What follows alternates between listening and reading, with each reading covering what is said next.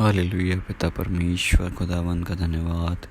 आप सबको जय मसीह की। पिता परमेश्वर का मैं धन्यवाद करना चाहता हूँ सुंदर समय के लिए कि मैं आपके सामने फिर से उन चीज़ों को जो मैं आपको सिखाना चाहता हूँ, उन 7 मोहरों में से एक मोहर को जो आज मैं आपके सामने लेके आया हूँ, चौथी मोहर 4th सील के विषय में, जो दिखाती है कि क्या होने वाला है।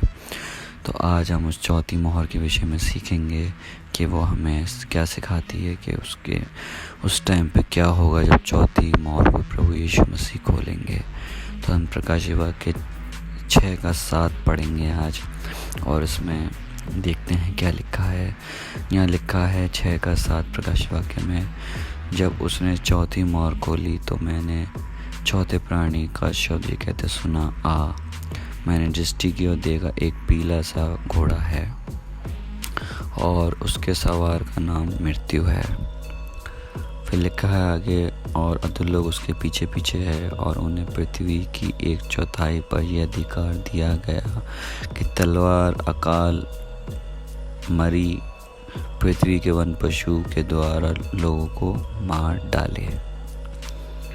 यहाँ पे साफ साफ और सीधा सीधा लिखा हुआ है, लेकिन फिर भी मैं आपके सामने कुछ चीज़ों को बताना चाहूँगा।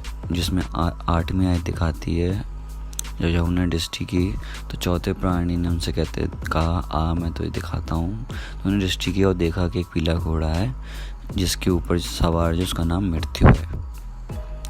ठीक है, अब ये जो मृत्यु है ये उस समय के विषय में दिखाती है जो बिल्कुल एंड में लोग रह जाएंगे, और झूठे भविष्यवक्ता और आपका शैतान का दुनिया में आ जाना और कंट्रोल होना, और आपका कंट्रियों का, राज्यों पर शैतान का अथॉरिटी।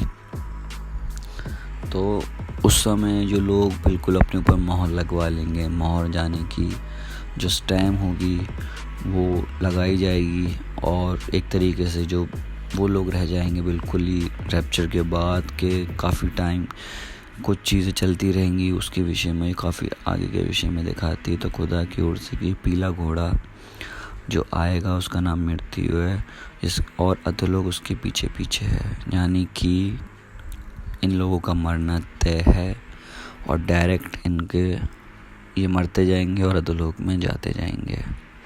देखिए, अधोलोक और स्वर्गलोक ये जो चीज़ें हैं दोनों ये डिफरेंट हैं। इसके लिए मैं एक्सप्लेन डालूँगा कि ये अधोलोक मतलब मरने के बाद क्या प्रोसेस है, कहाँ जाते हैं।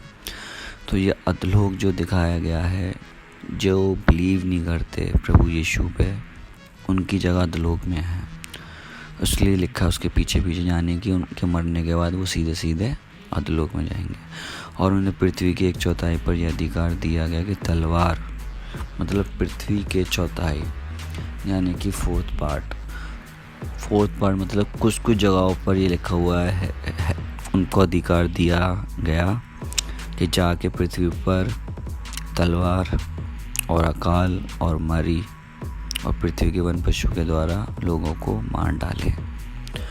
यानी कि अकाल आएगा, तलवार से लोग मारेंगे, बीमारियाँ आएंगी, लिखा हुआ मरी, बीमारियाँ आएंगी, और वन पशु के द्वारा लोगों को मार डालें, यानी कि जानवरों के द्वारा भी, क्योंकि जानवर भी हैं, बहुत चीज़ें खुदा ने बनाई हैं, और बहुत चीज़ें ख़राब भी होंगी उस समय।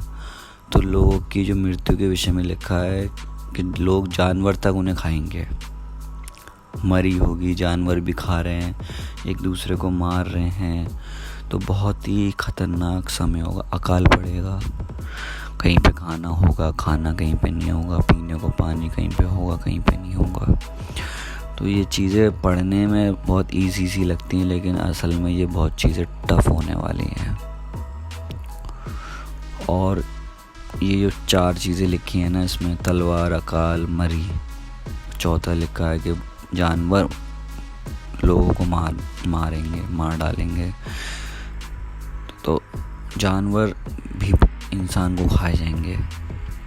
तो ये ऐसी मृत्यु के विषय में बाइबल हमें बताती है चौथी मोहर में।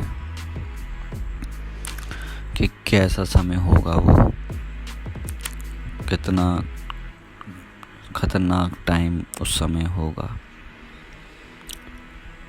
और ये सब चीज़ें रैप्चर के बाद जब होंगी, बहुत चीज़ें, खतरनाक चीज़ें, लेकिन खुदावंद पिता परमेश्वर हमें अपने उस रैप्चर में उठाए।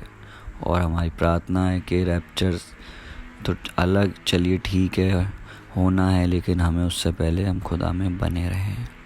हमारे लिए परमेश्वर पहले है, ब्लेसिंग से भी पहले खुदा है। हमारी लाइफ की फैमिली लाइफ और बहुत चीज़ें हैं, उन सब से पहले खुदा बाप है। तो खुदा में आप बने रहें और खुदावंद पिता परमेश्वर अपना अनुग्रह पे बनाए रखें। तो बहुत ही ज़रूरी है, बहुत ही इम्पोर्टेंट है, क्योंकि ये सब चीज़ें पूरी दुनिया में होंगी। ऐसी जगह, ऐसा नहीं है कि कुछ भी छोड़ दिया जाएगा, सब जगह होगा, यहाँ तक कि यरूशलेम में भी होगा। और मैं आपको एक आयत और दिखाऊंगा, उसके बाद मैं ख़त्म करूँगा। हम एक आयत के विषय में देखेंगे जो दिखाती है हमें यहेजकेल 14 और 21 में आयत। पुराने नियम में यहेजकेल 14:21 यहाँ पे लिखा है, क्योंकि प्रभु यहोवा यूँ कहता, मैं यरूशलेम पर अपने चारों दंड पहुँचाऊँगा। चारों दंड लिख दिया ना यहाँ पे। तो जो 4 जो लिखे हैं ना घोड़े, 4 घोड़े, उन्हीं के ऊपर खुदावंद उनको चारों दंड बोल रहा है। मतलब कि चारों तकलीफ और चारों एक तरीके से वो समय जो है इंसान को दंड देने की चीज़ें हैं, ये चारों वो खुदावंद पहुँचाएंगे यरूशलेम पर भी। यहाँ पे तलवार, अकाल, दुष्ट जंतु और मरी, देख लीजिए सेम चीज़ जो नए नियम में है वो यहाँ लिखी है। खुदा बाप ने पुराने नियम में भी बता रखा है उन्हीं चीज़ों को जो ये प्रकाशित वाक्य में, लेकिन पुराने नियम में अलग अलग जगह पे लिखा है।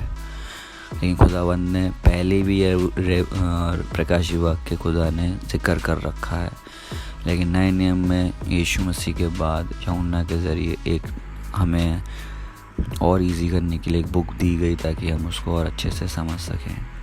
यहाँ पे भी सेम वही चीज़ें 4 विपत्ति लिखी हैं और चारों विपत्ति का जिक्र सेम चारों मोहर में बताया गया है। पहले घोड़े का जिक्र, दूसरे घोड़े का जिक्र, तीसरे घोड़े का जिक्र और चौथे घोड़े का जिक्र।